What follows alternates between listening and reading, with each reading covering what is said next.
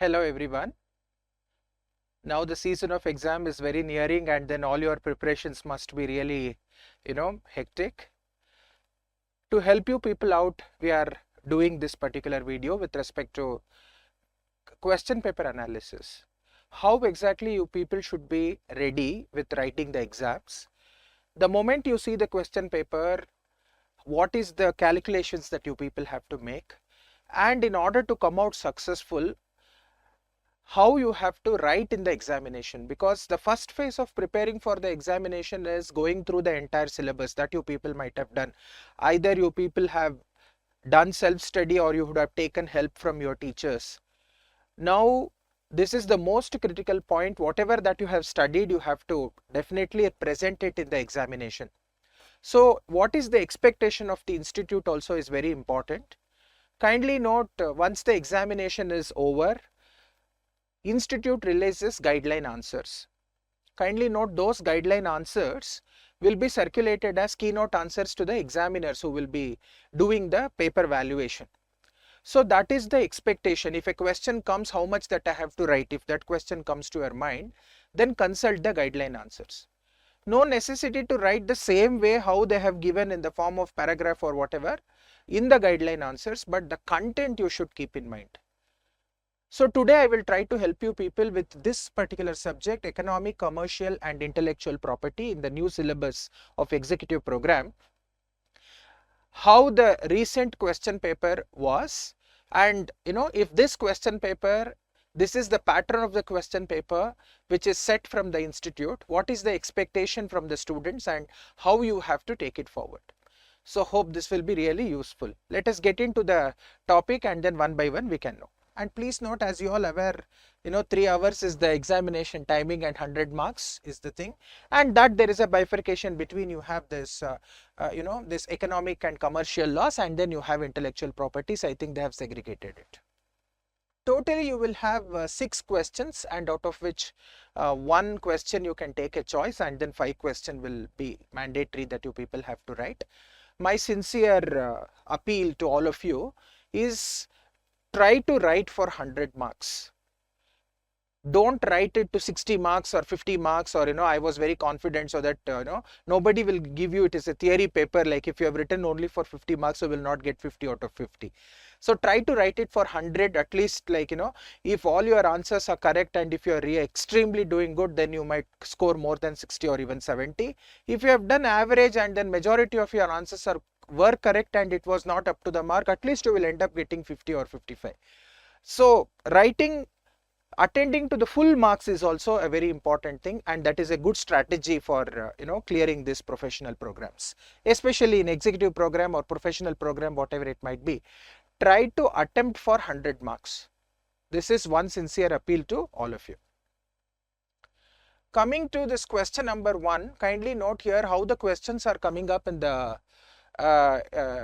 executive program. Here, while we teach also as teachers, we will be concentrating more on conceptual clarity and conceptual understanding. So conceptual understanding plays a very important role. If you people are really thorough with the concepts of what is enumerated in each and every chapter, then definitely you will be able to attempt any type of questions. Kindly note that it will be a combination of direct questions as well as scenario based questions, because your analytical skills are required to be examined. Because you should be in a position to apply to the given set of facts the law that you have read. Because we are company secretaries, we will be advising the board members, we will be advising the other departments in a company. So when a scenario a marketing department is facing or a scenario operations department is facing, those facts will be in front of you and you have to give proper advice. So what is most needed for a company secretary is application skills. So to test your application skills, the questions will be scenario based. A scenario will be given, you have to apply your legal knowledge to that particular scenario and write your conclusion. That is how majority of the questions will be. Of course, even direct questions will be there, but majority of the questions will be scenario based. Why? Because analytical skills plays a very important role in the career of company secretary. You people are becoming company secretaries, you are in the work in progress. So if you consider yourself as company secretary now itself, what is the preparedness required? The preparedness required is you should be advising one fine day, the moment you complete your professional program and get the membership of the institute, you people have to start doing this particular job from the day one. Since that is the expectation of the institute, the question papers comes like this. Okay, now coming to the questions, kindly note this particular question, totally like which is being set. First they have given a scenario, and then for that scenario they have given three questions. They have given the facts. Totally this is for 15 marks. Okay, 5 marks each. So if you see the first thing, the moment if you understand this, it is related to which chapter you will be able to easily identify. See here, Tia purchases a laptop for her sister. Okay, Tia purchases a laptop for her sister Sia from HP. The laptop had initial installation issues. When taken to the manufacturer service center, defect in the laptop was detected. The company refuses to redress the issues faced by Sia on the pretext that she was not the consumer. On the basis of the above case, answer the following questions. Now the facts are very clear. This question is under Consumer Protection Act, that you have to identify. Now here the facts are very clear. Who has purchased the laptop? So here if I have to talk about, see here, Tia has purchased the laptop. Okay, so when the laptop is purchased, 1 minute, now it is purchased for her sister. That is most important. This is purchased for her sister. That means she is not the one who is using that particular laptop. Tia has purchased the goods, that is the laptop, for her sister Sia.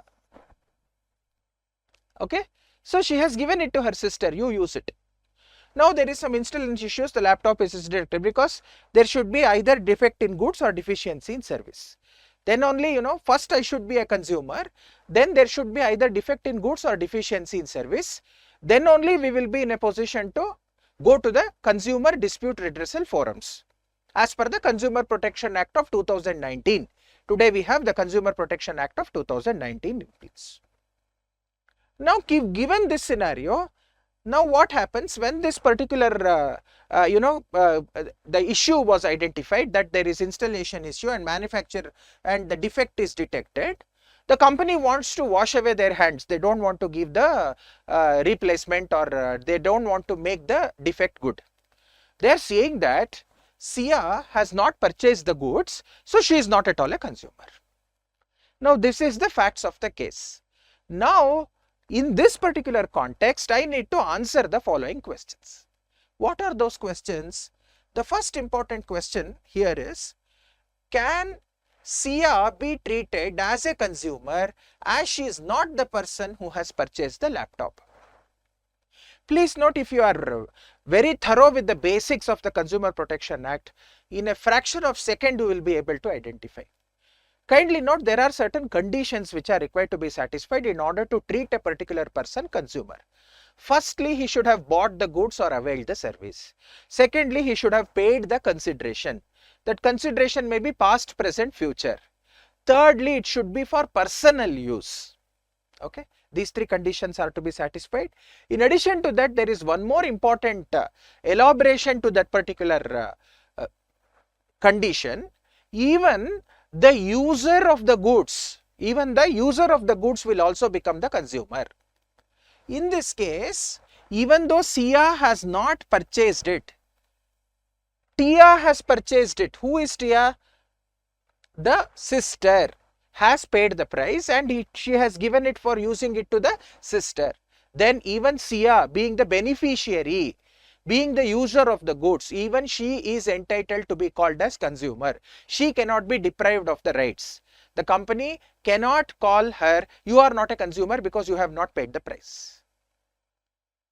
Okay, this is the important understanding if you people have, then you can easily answer this particular question. So we have concluded the first question.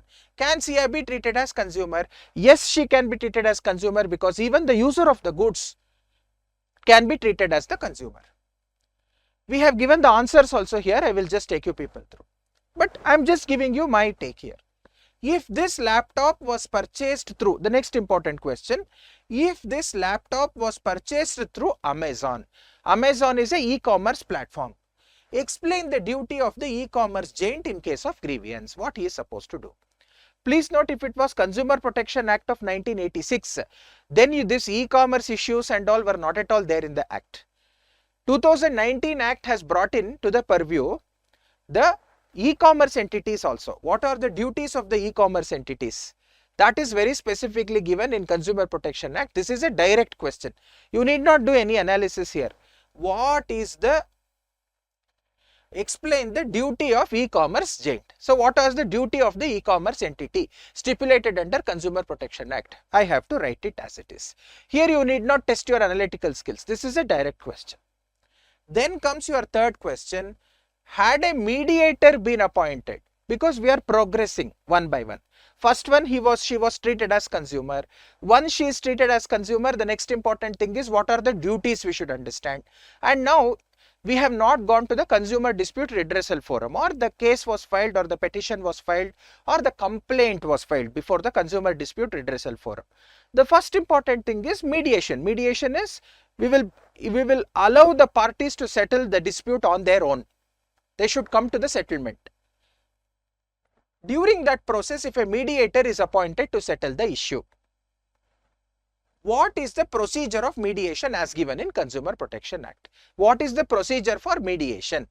Even this is a direct question which has come under Consumer Protection Act of 2019.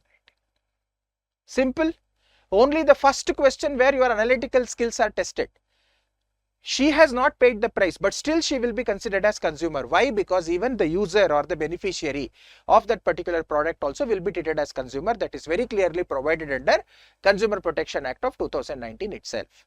But other two questions are direct questions. What are the duties of the e-commerce entities, and what are the procedure? The procedure of mediation as given under Consumer Protection Act. Okay, 5 marks each. Easily you can score. If you have written very well, minimum more than 10 marks you can score in this particular question. So now let me just show you the answers as provided in the guideline answers. What the expectation from the institute? Just if you write yes or no, is this sufficient? Because the first question is whether SIA will be treated as consumer or not. You people may end up just writing that yes, she may be considered as consumer, but without reasoning your question is not answered properly. Your answer is not complete at all. Because 5 marks question, we have to give the justification as to how I came to the conclusion. That is most important. Without justification, your answer cannot be treated as valid. If you have written only yes, only 1 or half mark will be awarded. Consider 1 mark will be awarded. But without justification, if you have written the justification, then only you will be eligible to get more marks. Okay. So here, see here, they have given detailed definition of the consumer. Who is a consumer? Buys goods for the consideration. Kindly note, but does not include a person who obtains such goods for resale or for any commercial purpose. Consideration paid such goods other than those, and includes any user. See here in the definition itself very clearly written. It includes even the user. So since you have to go by the definition, you have to write the definition of who is a consumer. Since here she is the user, correct? By writing the whole definition.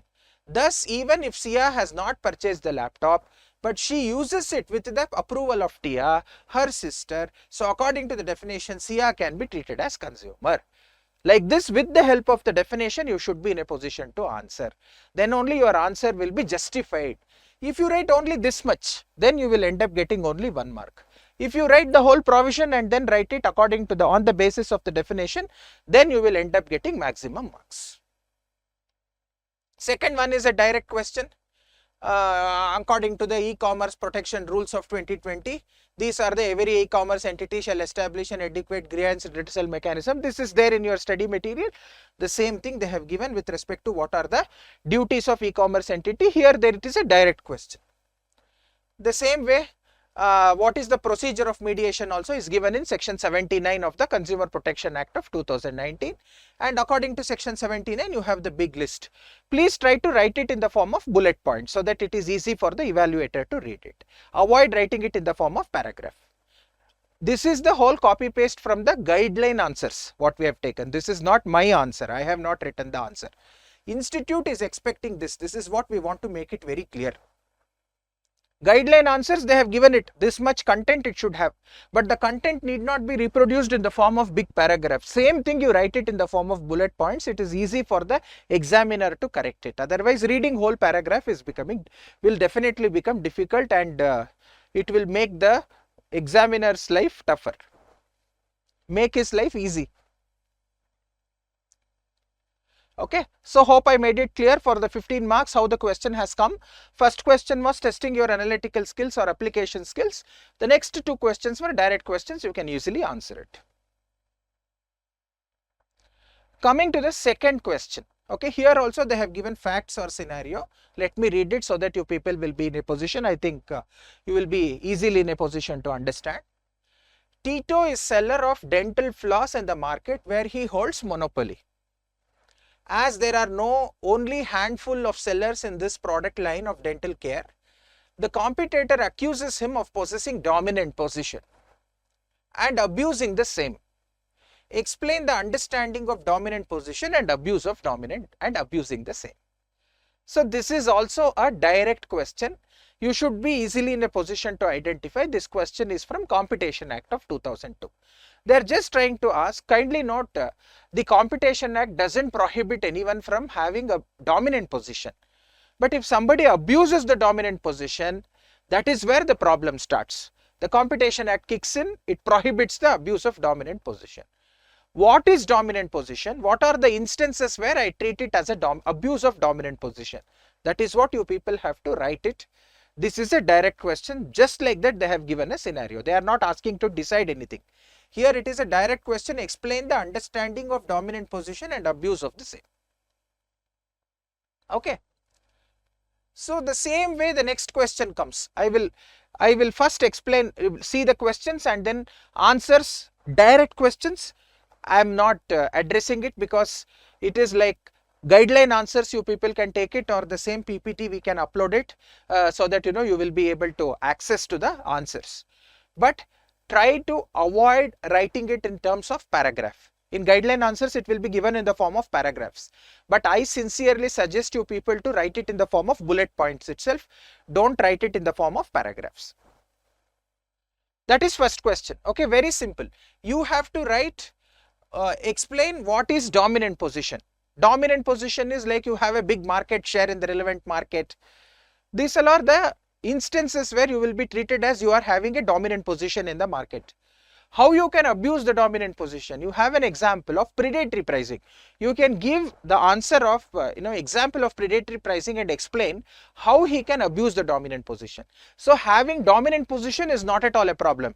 But if he tries to abuse the dominant position, like giving an example of predatory pricing, then he can be treated as abusing the dominant position. That is how you have to write the answers, and then basically like try to give section numbers. If you remember section 4 of the Competition Act of 2002, then your answer will have weightage. Because if you remember, under Consumer Protection Act also they are saying section 79 of the Consumer Protection Act is talking about the mediation procedure. So if to differentiate between the person who has written the section number, who has not written the section number, 1 mark will be the variance. You will get 4, the other fellow will get 5, or you will get 3, the other fellow gets 4 who has written the section number. But when you are confident, then only write the section number, otherwise please don't. Next question. Fazil is a fugitive economic offender and has left India to avoid legal proceedings against him. Discuss the provisions relating to power of civil court or tribunal to disallow civil claims and attach his property. Please note, this is the new law which they have added it in the syllabus. Fugitive economic offenders, law relating to fugitive economic offenders. This is, I think, learnings from our Vijay Mallya case. I keep saying this. people who does economic offences in India, who cheats the financial system and then they run away and take shelter in some other country. This law is there to attach their properties in India and adjust it for the loss that they have basically like sustained due to the economic offences that they are involved in. So here this is again a direct question. Discuss the provisions relating to power of civil or tribunal to disallow civil claims and attach his property. This is procedure they are asking, because attachment of property means whatever property belongs to in India, that has to be taken to the custody. It should not be kept to the usage of this fugitive economic offender, for which direct question, if you open your study material or notes, whatever it is, you will find it. This is a direct question that you should be in a position to answer. Next, Chandu intends to make, third question, overseas direct investment with a view to earning a return. Since Chandu is looking at either real estate or lottery, you are required to state the restrictions or prohibition in the context of ODI. Please try to understand the question first, what they are asking. Because even though it is a direct question, it is little tricky. Because don't try to write about the entire overseas direct investment related provisions. Here they are very particular. This fellow, that is Chandu, he wants to do overseas direct investment. Overseas direct investment means from India, he wants to invest it in some other country. He wants to earn return, that's why he is investing in somewhere. Since Chandu is looking at either real estate or lottery, these are the areas that he is looking for. Either he wants to invest in real estate sector or he wants to invest in any lottery business or something like that. Now the moment this real estate and lottery comes to your mind, you should think of what are the prohibited. You have prohibited sectors in foreign direct investment as well as overseas direct investment. So what are the prohibited or restricted areas in the context of overseas direct investment is what we have to discuss. Direct question. So these are the, excepting these areas, foreign investment is allowed. So whether real estate and lottery is falling under prohibited sector, yes, it is falling under prohibited sector. So you have to write the provisions relating to what are the prohibited sectors for overseas direct investment. This is again a 5 marks question, direct question. See all the answers. Again, it is a copy paste from the guideline answers. This is what is the expectation of the institute. This much you people have to write, when it comes to explaining what is this abuse of dominant position is all about. See here they have written the section numbers also. So I think they are expecting the section numbers too. If you write section number, you have that 1 mark advantage. Enterprise or group, they have defined what is this abuse of dominant position, what is dominant position, that is also defined, and what is abuse of dominant position also with examples. Limiting or restricting production of goods or supply relating to goods or services, or prejudice the customers, like that, there is a detailed definition. You can we have done regular courses about it, and then you have if you consult the material, the same set of specifically if you go to this particular section, you will find the answer. This is a direct question. This is what is dominance refers to a position of strength. You have to explain. And abuse of dominant position means what? See here, predatory pricing, I told this is one such example. Like that, imposing unfair conditions or price, predatory pricing, limiting production or market or technical development, creating some barriers to the entry because I should not allow that particular person to come into the market. These all are the instances where it will be treated as abusing the dominant position. Okay. Power to disallow civil claims, direct question under fugitive economic offenders. They have given the reference of section 14, and then they have given on the declaration of individual as a fugitive economic offender, any court or tribunal before it can take a limited liability partnership, basically like they can take the possession of the property. That means they can do the attachment of the property and then the director, all these people for which they are appointed, they have the reasons to believe that the property belongs to that particular economic offender, then they can follow this procedure and do the attachment. This is also a direct question. The answer you will find it in the study material. if you have read the Fugitive Economic Offenders Act, 5 marks. The same way, foreign exchange management, overseas direct investment, what are the areas where overseas direct investment is restricted or overseas investment is prohibited?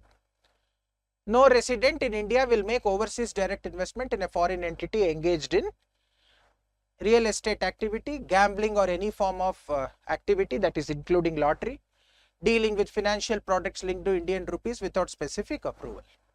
So here any ODI in a startup recognized a host country also to be looked into, because not only my laws, even the other countries' laws also has to be looked into. Okay. So no person resident in India shall make financial commitment in any foreign entity that has invested into India at the time of making such financial commitment. That's fine. All these things are again in detail they are getting into. But the straightforward question was whether he can consider real estate activity or lottery. This is for overseas direct investment. No person resident in India will make overseas direct investment in a foreign entity engaged in these entities without specific approval of Reserve Bank. So it is not prohibited, but without specific approval of Reserve Bank, I am not allowed to invest. That is most important. Okay, that is what very clearly specified. Because when I am bringing in an investment here, very clearly I have restricted in foreign direct investment provisions, even in liberalized remittance scheme, that in the following activities foreign direct investment is prohibited. But when it comes to overseas direct investment, I say without the specific approval of the Reserve Bank of India, you cannot do the investment. Okay. Real estate activity, gambling in any form, and dealing with financial products linked to the Indian rupees without specific approval of the Reserve Bank.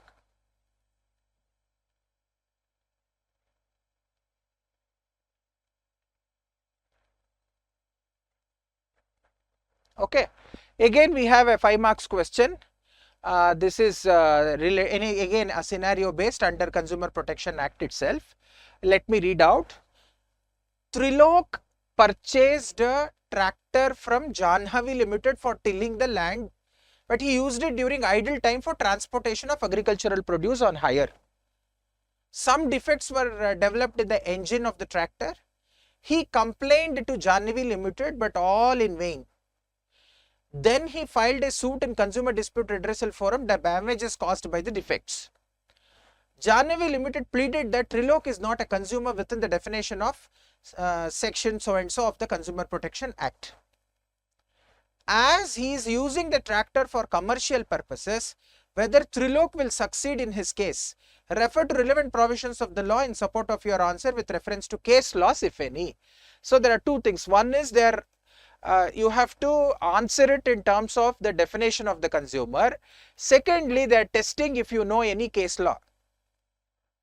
This is a very important case law. Even any teacher while teaching this Consumer Protection Act would have explained it in the class.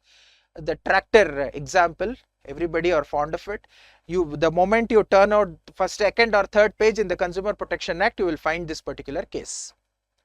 Kindly note what is the primary purpose, because if you look at the definition of the consumer, one of the important conditions specified over there is a person will be treated as consumer if he has used it for personal consumption. It should not be for resale purposes, or it should not be for personal or commercial purpose.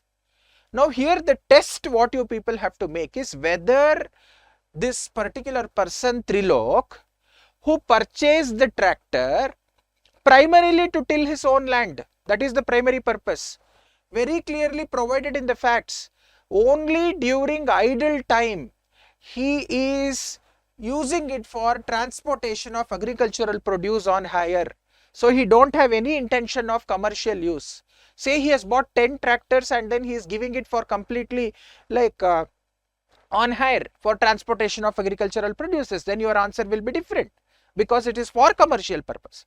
But here in my case, since primarily I have purchased it for tilling my own land, and only during idle time I am doing agricultural produce, what is the transportation, and then I am basically like charging the rent for that.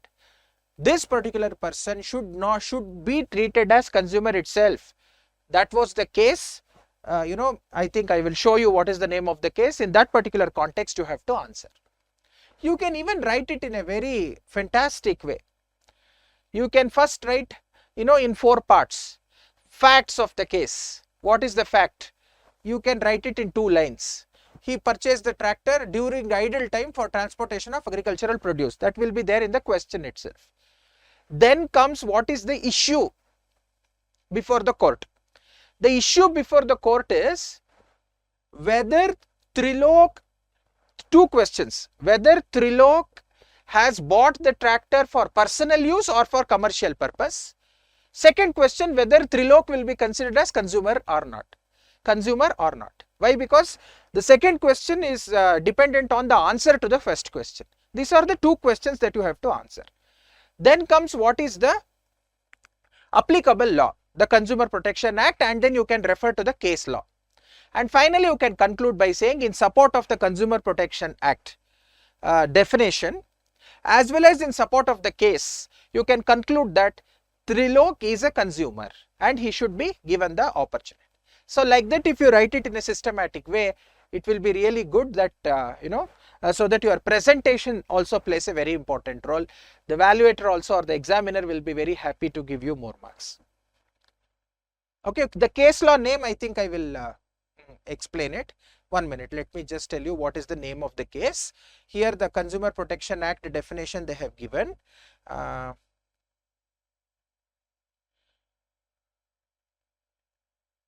This is the case. Bhupendra Jang Bahadur Gurna versus the regional manager and others. This is a 1995 case under 1986 Consumer Protection Act, which concluded that during idle time, if he is giving it on rent or something like that, it will not be treated as commercial purpose. He should be treated as consumer. This is the case. You have it in the study material also. Okay. You can write it in a systematic way, that is facts, issue, applicable law, your analysis, and finally conclusion. These are the 5 parts in which you can write the answer for 5 marks. So that each point you will end up getting 1 mark if everything is really perfect. Coming to the second question, after the Consumer Protection Act, Amit, a director of a public limited company, was on a business trip to USA. He is a director of a public limited company. He was on a business trip to USA. Suddenly he developed chest pain there and was provided medical treatment in a hospital. The funds for which were provided by one John, a US national who happened to be his friend. Did Amit violate the provisions of the Foreign Contribution Regulation Act of 2010? Give reasons. So now you need not do the analysis of from which chapter this question has come. This question is from Foreign Contribution Regulation Act. Now this question is whether it is related to foreign contribution or foreign hospitality. That is the second analysis that you people have to make. Kindly note, if it is foreign hospitality, because this is something which is related to foreign hospitality, not foreign contribution. Under Foreign Contribution Regulation Act, there are people, the definition which is being given, that is civil servants, public servants, like that. We will see whether public limited companies director also will qualify or not. If it is, take for example a judge visits, if the question come as Amit, a judge of the Supreme Court, he visited US, suddenly he contracted, because for him the provisions of Foreign Contribution Regulation Act, rules relating to foreign hospitality will apply. He cannot accept foreign hospitality without written permission. But the exception is medical treatment. If he contracts sudden illness, within so and so days of return to India, he should take the specific approval and intimate it. That is the rule says about. But here we have to analyze whether he has violated or not. Go to the provisions and then analyze it and say whether he has violated it or not. Coming to the answer, I'm just coming to the answer. See here, as per section so and so, following person cannot receive foreign hospitality. Whether this director of the public company falls under this category or not, we need to understand. For which you have to answer who are the people prohibited from accepting the foreign hospitality. See here, member of legislature, office bearer of political parties, judge, government servant, public servant, employees of any corporation or any other body owned or controlled by the government. Whether he is falling under any of the category? No. This very clearly says, since directors of public company are not covered under section 6 of the Foreign Contribution Act, because this fellow is just a director of a public limited company. The facts are very silent, no connection to the government. This particular is a private company, in the sense like not owned by government. He is visiting, suddenly he contracted illness, his friend supported him. He is not at all falling under Foreign Contribution Regulation Act. The foreign hospitality related rules will never apply. That is how your conclusion should be. See here, since directors of are not covered under so and so, therefore Amit can accept foreign hospitality, and as such he is not a company as contravened the provisions of the Foreign Contribution Regulation Act. Coming to the third question.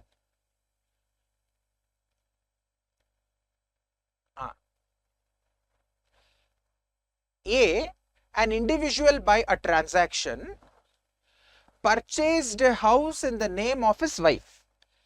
Purchased a house in the name of his wife. He paid the consideration and he got the property registered in the name of wife.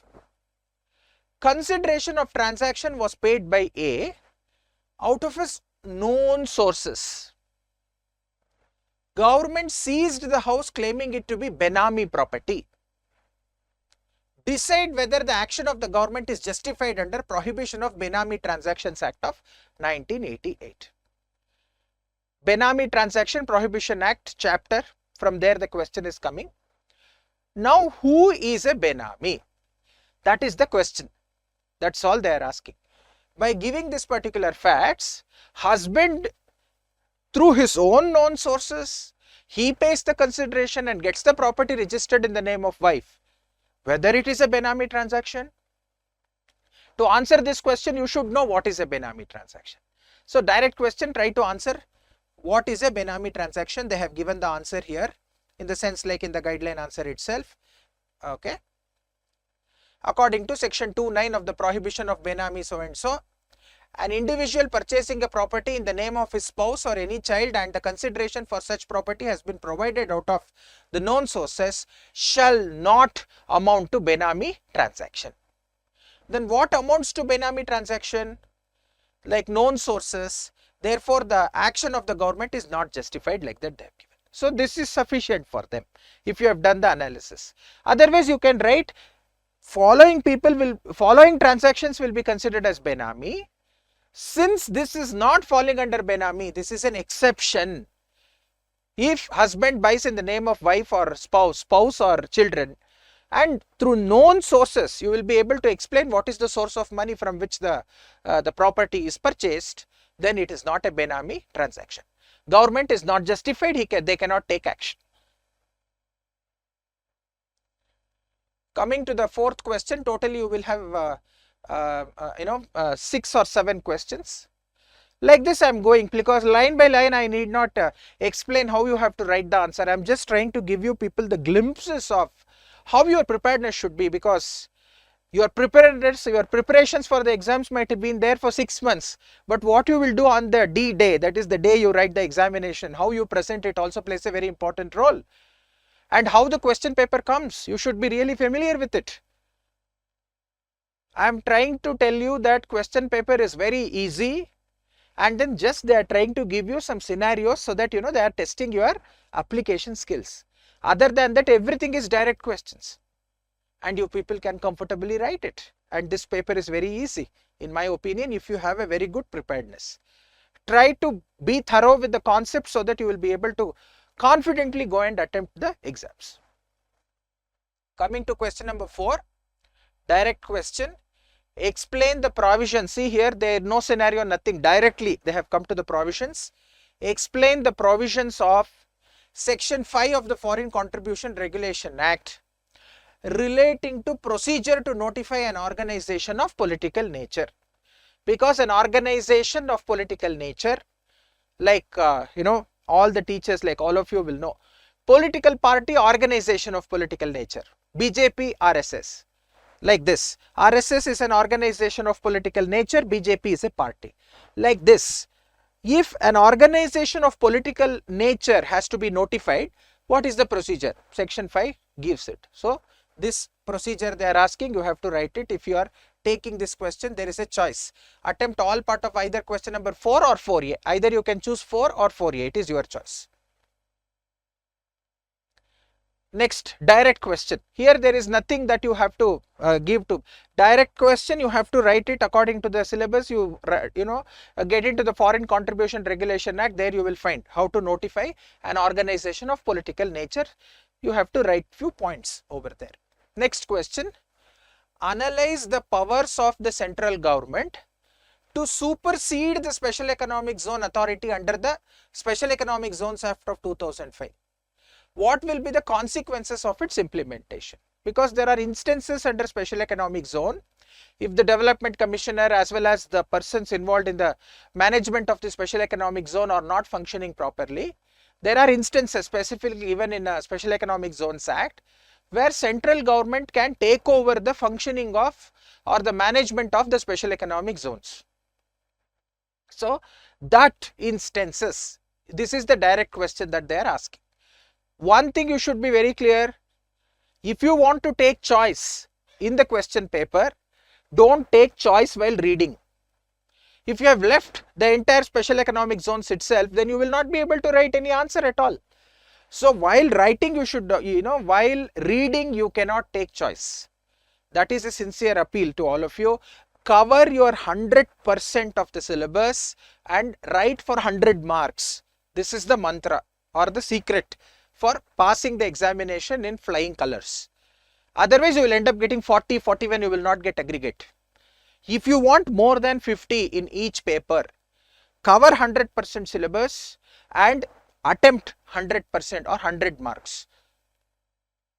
I repeat, cover 100% syllabus and attempt 100 marks. Then only you will be able to score more than 50. Otherwise, you will not. Which orders, the third question, which orders may be issued by Competition Commission of India after enquiry into agreements or abuse of dominant position under section 27 of the Competition Act of 2002. Straight question they are asking, 27 related to provisions like, Competition Commission of India can enquire into potential anti-competitive agreements and abuse of dominant position. So they can issue a lot of orders after enquiry with respect to rectification of those, division of the enterprise, stopping the anti-competitive practices, like that there is a big list. They are asking the same thing that you people have to write. Okay. Since these three are direct questions, I am not getting into answers because directly you will get the answer in the study material as well as in the guideline answers. Here there is no application skills that is tested. Coming to question number 4A.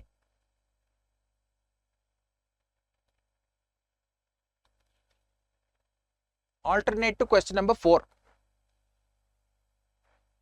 Direct questions again. Under foreign trade policy, they have asked first question. Who is a status holder under the foreign trade policy and procedure of India enumerated as per foreign trade policy and procedure of India enumerated as per foreign trade policy? 4 marks question. Who is a status holder? I think you people might have read about star export houses. You have 1 to 5, 1-star export house, 2-star export house, 3-star, 4-star, 5-star. The criteria is based on what is the export performance. They have given it in terms of value. So that is how they will get the status. If they get the status, what are the privileges they are going to enjoy being status holders? This any teacher would have explained while teaching. And even like, if you get into the study material, you will find this directly if you turn your pages on the foreign trade policy. So since it is a direct question, you don't have choice. What they have asked, to that extent you have to write. Okay. Who is a status holder under the foreign trade policy? Star export house. That is the answer that you have to write. Next question on 4 marks. What facilities, direct question. What facilities are available in case of private visits and for immigration under liberalized remittance scheme? 2 things they are asking. Private visits, if you are taking abroad, then what is the limit? US dollar 2,50,000. That is what is the liberalized remittance scheme limit is all about. But when it comes to immigration, the limit is not 2,50,000. $2,50,000 or estimate from the country of immigration abroad, whichever is higher, that will be the limit. Because you can exceed US dollar 2,50,000 provided the country of immigration is demanding more. Okay, so two things, private visits and then immigration. So for private visits, you should spend well within 2,50,000 US dollars. Otherwise, you have to take the approval from Reserve Bank of India. But for immigration, you can take more without the approval of RBI, provided you have the estimate from the host country. Next, third question. Totally 4 questions are there. They will match it to 15 marks. Describe the adopted ways in which collusive bidding or bid rigging may occur. This is under one of the important anti-competitive practices under Competition Act itself. Give an example of how exactly a collusive bidding or bid rigging take place. Okay, you have it very clearly, the explanation. If you consult my recorded classes or my teaching in the anti-competitive practices, I would have given detailed explanation relating to how a collusive bidding may take place. That explanation is what they are asking with example. What is the difference between competitive bid and collusive bid also you people should know. Because competitive bid, the auction, is like a very competitive way of doing it. That means, you are selling this particular pen on an auction. You are setting a base price of ₹50 so that there are 10 people who are participating. Each person says mine is ₹6, other fellow says 10, other fellow says 15. Whoever has told 15, then nobody increases the price beyond 15, then he is the winner of the tender. For him, this particular pen, he can take it by paying ₹15. But in case of collusive bidding or bid rigging, it is anti-competitive. Already there is a setup to whom the tender has to be awarded, only to make the, basically like fool the provisions of the law, or only for the purpose of meeting the provisions of the law. Say some government contract has to be awarded. So that it is a drama which is happening there. There is a setup that, the person sitting there, he will quote 50,000, other fellow quotes 75,000, other fellow quotes 80,000. So the least bidder or the highest bidder will get the tender. Already there is a setup that how much this fellow has to say, how much the other fellow has to say. This is not at all competitive. It is all drama which is happening or already predetermined. So this is the example of bid rigging or collusive bidding that should not take place. They are asking the same thing. Describe the adopted ways. Adopted ways means with example that you have to answer. Next question.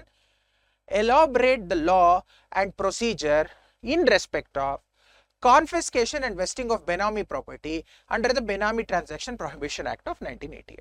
Direct question.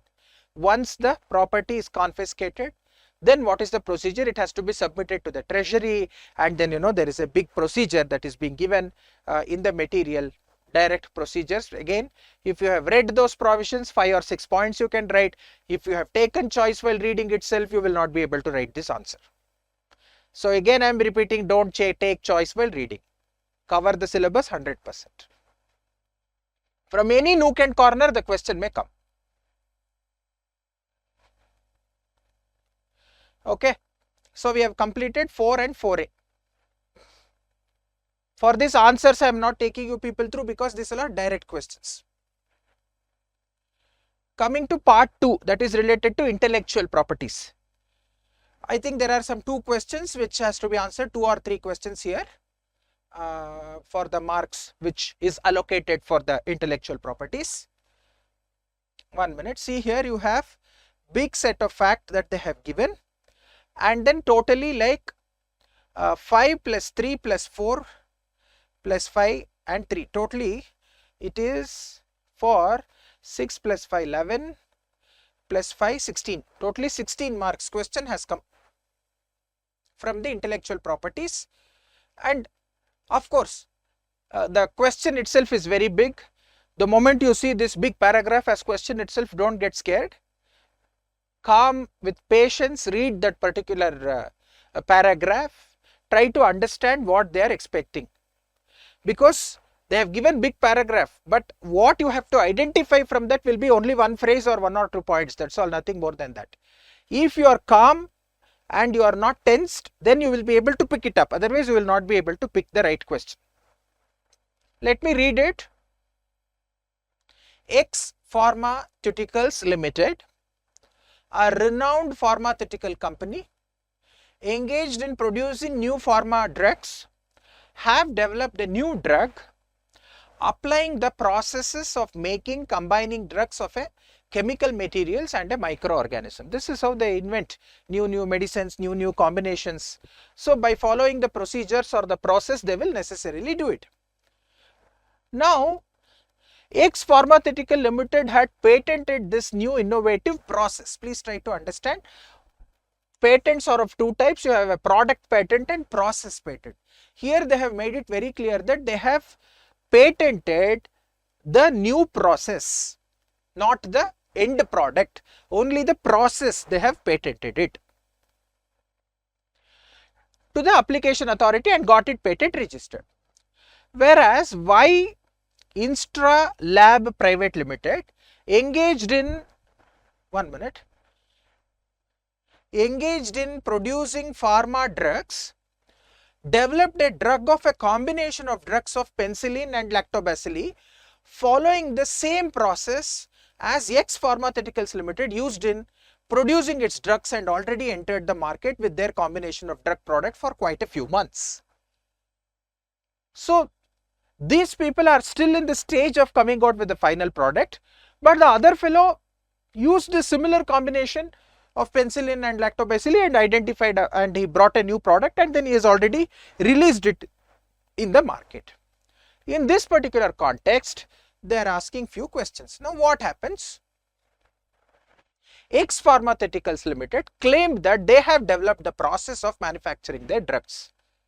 After years of research and development, has also claimed that they have evolved a new process in producing the same drug with a new process hitherto unknown to the pharmaceutical world. That is what they are claiming, X. It is unknown to the pharmaceutical world. If it was unknown, how Y was able to come out with that particular product? And X Pharma filed a suit against Y for seeking expert ad interim injunction, restraining Y from using the said process for its procedures and marketing them. In right of the above answer, you have to answer the following questions. Okay. So facts of the case are clear. So that there is a patent related. One fellow has the process patent registered, other fellow has identified. Already he made that mixture of penicillin or whatever and he has identified and the product is come and then he has released it in the market. The other fellow says that you are not supposed to follow my process because this is something which we have done the research, which is unknown to the pharma world and no one can use it. So that they are trying to fight each other. The first question is, the process developed by X is new and innovative. For which you have to understand, this is a process. If it is new and innovative, kindly note one important thing you should know under patents, you have what or not inventions. Mere admixture and mixture of the things or combination of the things are not patents. But here it is a process patent which is registered very clearly, they have specified. Kindly note here anybody can follow because pharmaceutical world is so huge, it is the sector of innovation because every day there is a new innovation is taking place. What have you invented, the other fellow can independently or individually invent it. Correct? We will get into the answer. I am not giving you an answer. First, let us get into the questions. So, first question is whether it is new and innovative. For that 5 marks, you have to give the detailed explanation of what is an invention and then you have to conclude whether it is an invention or not. Second one, identify from the above case study as to whether the process adopted by X have been patented or combination of drug have been patented. Third one, what is patented? Whether the process is patented or the combination of drug is patented, because this fellow has combined penicillin and lactobacilli. Whether that aspect is patented or X has patented the process. I think we have know the answer. It is the process is patented, not the combination. Can the process developed by X be used by Y in producing its combination of drug? Okay, can they use it? Fourth one, can X restrain Y from using the process of combination of the drug? 5 marks. What relief or award or order can be provided for X in this instant case? They have given a totally 5 questions and 16 marks is allocated. Now let us understand one by one. Now first question is like, even though that facts are very big, the first question is related to you people should answer what is an invention. Very clear. It should be novel, it should have non-obvious inventive steps should be there, it should be capable of industrial application, it should not attract the prohibition as specified in section 3. It should not fall under non-inventions. So according to this, invention means a new product or process involving an inventive step and capable of industrial application. So for which all the justifications they have given. Finally, they are trying to conclude mere use of the known process or method. In the present case, the process of making combination drugs of a chemical material and a microorganism is a well accepted process in the pharma industry. Hence, the same process which X Pharma claimed to have developed after years of research and development is really new since long and cannot be said have evolved a new process hitherto unknown to the pharmaceutical world, since Y has developed the drug by following same process and had already entered the market for quite a few months. So they cannot claim that this is unknown to the pharma world, because anyone can invent it, because it is just a process, it is not a combination. Because using the process anyone can combine and then they can arrive at a drug. So this is called invention, and this combination is not a patentable invention. That is what they are trying to conclude. Second one. Second question is, from the given it is clear that X is engaged in the production of new pharma drugs by applying the process of making combining drugs or whatever. They have only obtained the patent registered for the process and not for the product. Therefore, in the instant case, X has patented the process only and not the combination. I think while reading the question itself, I had given the answer. Next question. Whether producing pharma drugs through the application of the process made of chemical materials and microorganisms, they have been granted patent registration for the process and not for the product. This clearly states that the process patent by X was not unknown to the pharma world. That is what justification they are giving. So if it was unknown, then how can they do the combination and arrive at a new product? Otherwise it is not at all possible, correct? So finally, what they are concluding is, besides this, the process that followed by X was patented, not the combination, but in the instant case, Y can sue the process as claimed by X Pharma Limited. So basically, like here what happens, can use the process, because even though the patent is given, it is traditional knowledge. Pharma industry knows this from ages. So once it has reached the public domain, because that is, while I speak about the intellectual properties, it is a temporary monopoly right. All patents are temporarily, it will be in the monopoly of few people. After that, it has to reach the public domain and it should be available to the public use. This is a traditional knowledge which pharma industries knows since ages. So this process can be adopted by X, no one can deny. Lastly, after going through the entire material of facts, it is apparent that the process of making combination of drugs or chemical process and a microorganism is a well accepted process. Hence, the process which X claimed to have developed is really in use for a long time, because it is a traditional knowledge. Cannot be said to have evolved a new process unknown to the pharma industry.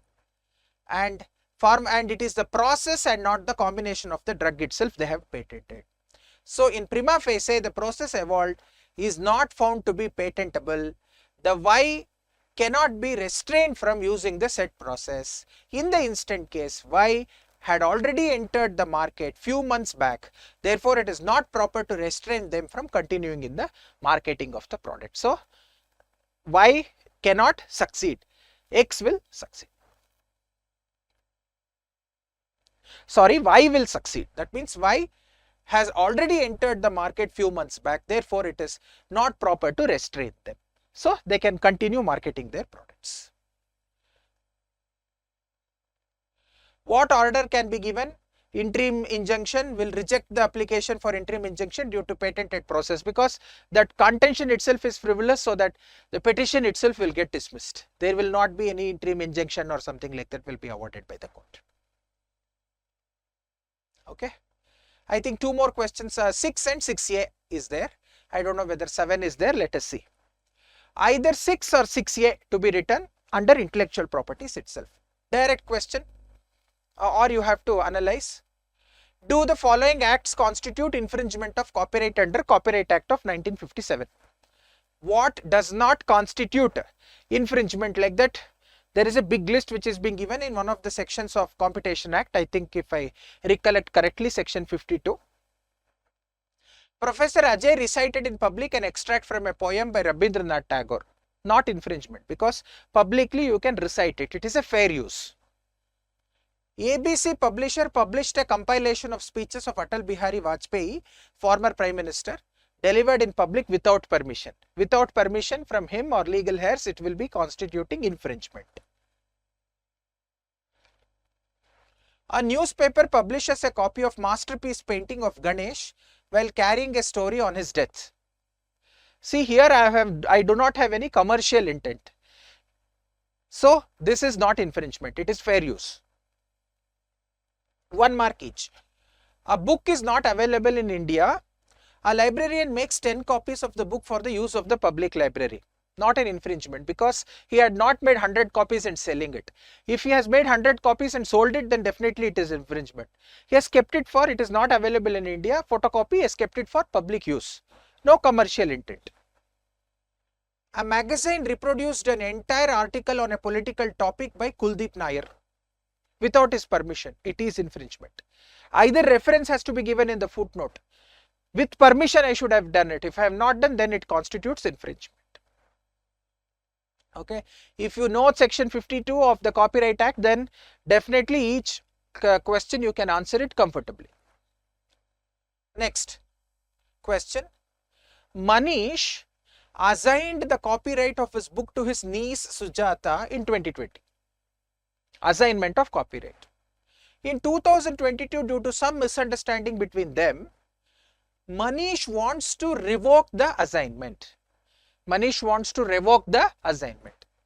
Sujata contends that she has not made any fault and that she had helped a lot and there is no ground for revocation of assignment. Discuss.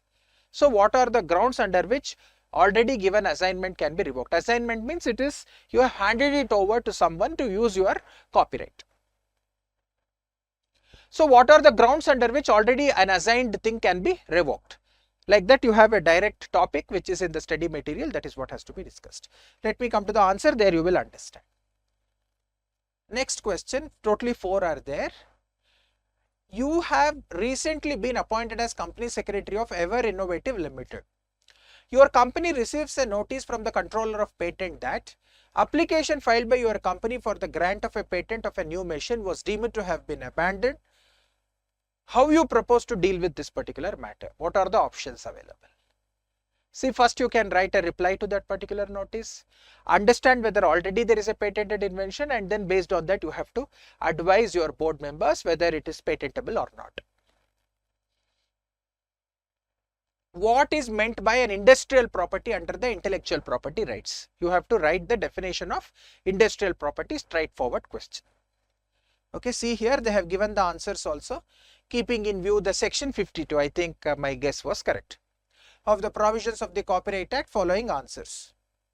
Using fair dealing with any work of the making of not more than 3 copies of a book or under the direction of the person in charge of the non-commercial public library for the use of the library if such book is not available for sale in India will not amount to infringement.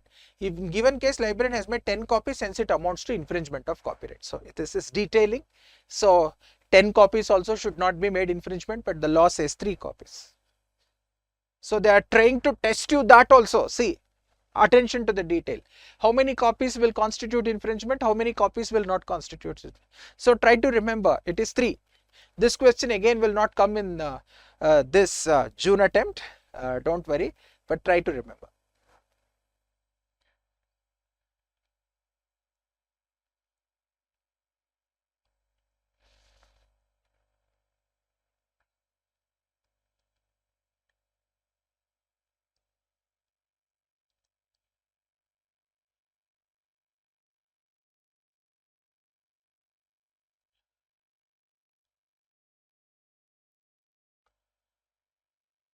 If any document is filed like that, they have given industrial property definition, they have given.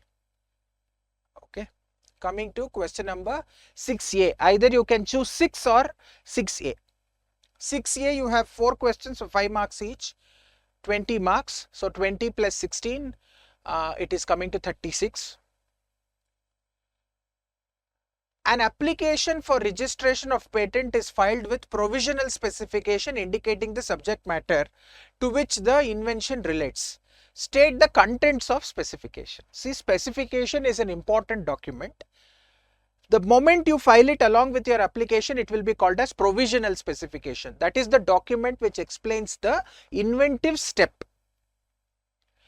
When that particular application gets accepted and all the changes what the registry has suggested is carried out, then that provisional specification becomes complete specification. So what are the content of the specification document? They are asking. You find it in the Patents Act of 1970. Next, who is the proprietor of a design and state the prohibition in registration of certain design? So who is called proprietor, and what are the designs which are per se prohibited? That they have asked. Explain the provision 39 of geographical indications relating to penalty for false geographical indication. Direct question. If somebody uses or claims false geographical indications, that means, you know, if that product is not covered under geographical indication, but they are claiming it as false, then those things we have to necessarily, section 39 prohibits all that, and indications are there. What is the penalty? It is there in the section. You have to identify and then, you know, specifically write it. Explain the broadcast reproduction rights under the provisions of Copyright Act of 1957. You have broadcast reproduction rights and performers rights. Broadcast reproduction rights are specifically provided 5 to 6 points under Copyright Act that you have to specifically write. These are direct questions.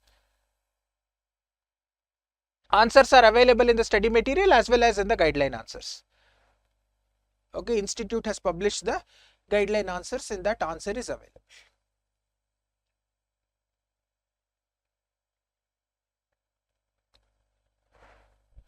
Okay. Yeah, I think that's it. Okay. So totally with this, we have completed all the questions. Please note, my idea today was not to discuss line by line the answers related to the question. It is like showing you people the way, you know, how this, you know, the question papers will be, and what is the expectation from the institute, and how you people has to answer. This session was to make you people comfortable and feel confident. If you have covered syllabus 100%, definitely the moment you see the question paper, you will feel confident. That is the first thing that has to come to you people. First, try to feel confident, and then try to attempt 100 marks and come and ask me why I did not get 50. With this, let me conclude the session. If you have any specific questions, please put it in the comment box, as well as you can reach out to us in person. We will be happy to clarify.